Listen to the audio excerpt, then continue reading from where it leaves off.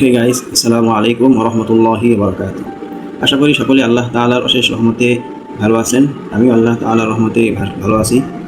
তো আজকের একটি নতুন ভিডিও নিয়ে আবার আপনাদের সামনে হাজির হয়েছি। ভিডিওটা কোন বিষয়ের উপর আপনারা থাম্বনেল এবং টাইটেল দেখে বুঝতে পেরেছেন। তারপর আমি আরেকবার বলতেছি যে ভিডিওটি হলো একটি শিক্ষণীয় গল্পের উপর, একটি গল্প যার মাধ্যমে আমরা অনেক কিছু শিক্ষা গ্রহণ করতে পারব। তো কথা না বাড়িয়ে আমরা গল্পটি শুরু করি। গল্পটির শিরোনাম হলো ইখলাস না থাকলে, আন্তরিকতা না থাকলে জিতে যায় ইবলিস।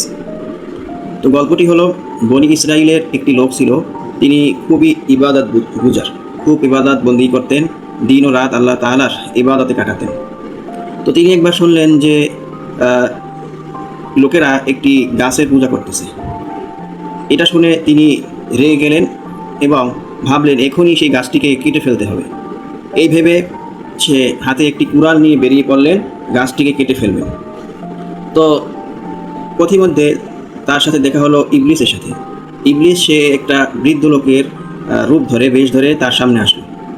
এসে জিজ্ঞেস করলো, এই দরবেশ, তুমি কোথায় যাচ্ছ? তো সেই লোকটি বলল যে আমি অমুক গাছটি কেটে ফেলার জন্য যাচ্ছি। এরপর ইবলিস সেই দরবেশকে, আল্লাহ তাআলার ইবাদত গুজার বান্দাকে বারবার নিষেধ করেছেন যে গাছটি কেটো না, কিন্তু দরবেশ সে তো কাটবেই, সে তো নাসর বান্দা। এরপর শেষে ইবলিস এবং দরবেশের মাঝে ধস্তাধস্তি শুরু হলো। ধস্তাধস্তির এক পর্যায়ে প্রথমেই একটা আঘাতে দরবেশ ইবলিসকে মাটিতে কাত করে ফেললেন। এবার ইবলিস একটি নতুন ফন্দি আঁকলো, নতুন বুদ্ধি খাটালো যে কীভাবে এই দরবেশকে ধরাশায়ী করা যায়। সে দরবেশকে প্রস্তাব করলো যে তুমি গাছটি কেটো না, তার বিনিময়ে তুমি প্রত্যেক দিন 2টি করে স্বর্ণ মুদ্রা পাবে, যা দ্বারা তুমি অনেক ভালো কাজ করতে পারবে। দরবেশ এই কথা শুনে তার কথায়, তার প্রস্তাবে রাজি হলো। তো যেই কথা সেই কাজ। প্রথম 2 দিন দরবেশ 2টি করে স্বর্ণ মুদ্রা পেল। তৃতীয় দিন সে আর স্বর্ণ মুদ্রা পেল না। এবার সে স্বর্ণ মুদ্রা না পেয়ে রেগে মেগে আগুন হয়ে গেল এবং সে আবার কুড়াল হাতে বের হলো, সে গাছটি কেটেই ফেলবে। প্রতিমধ্যে আবার ইবলিস তার সাথে বৃদ্ধ লোকের বেশে সাক্ষাৎ করলো এবং দুজনের মধ্যে আবার ধস্তাধস্তি শুরু হলো। তো এবার ঘটল ব্যতিক্রম। ইবলিস সেই দরবেশের সাথে জয়ী হলো। আল্লাহর বান্দা সেই দরবেশকে ইবলিস কাত করে শুয়ে ফেললেন।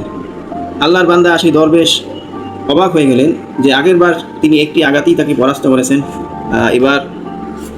এবার সেই দরবেশ ব্যক্তি সেই লোকটাকে প্রশ্ন করলো যে তুমি এবার কিভাবে আমাকে ধরাশায়ী করে ফেললে?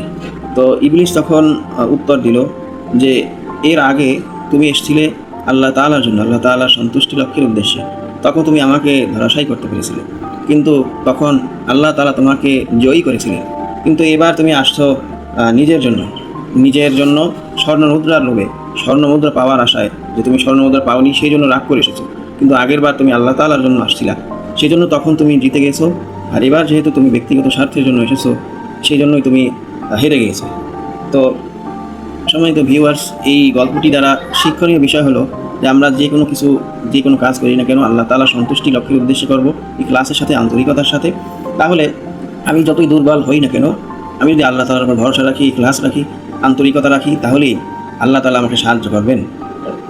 নতুবা আমি যদি নিজের স্বার্থ হাসিলের জন্য কিছু করি, তাহলে আমাকে পরাজিত হতে হবে। আল্লাহ তাআলা সকলকে ইখলাসের সহিত আল্লাহ তাআলার সন্তুষ্টি অর্জনের উদ্দেশ্যে প্রত্যেকটি ভালো কাজ করার তৌফিক দান করুক। আমিন। ভিডিওটি ভালো লাগলে একটি লাইক, একটি কমেন্ট এবং শেয়ার করবেন, সাবস্ক্রাইব করে পাশে থাকবেন।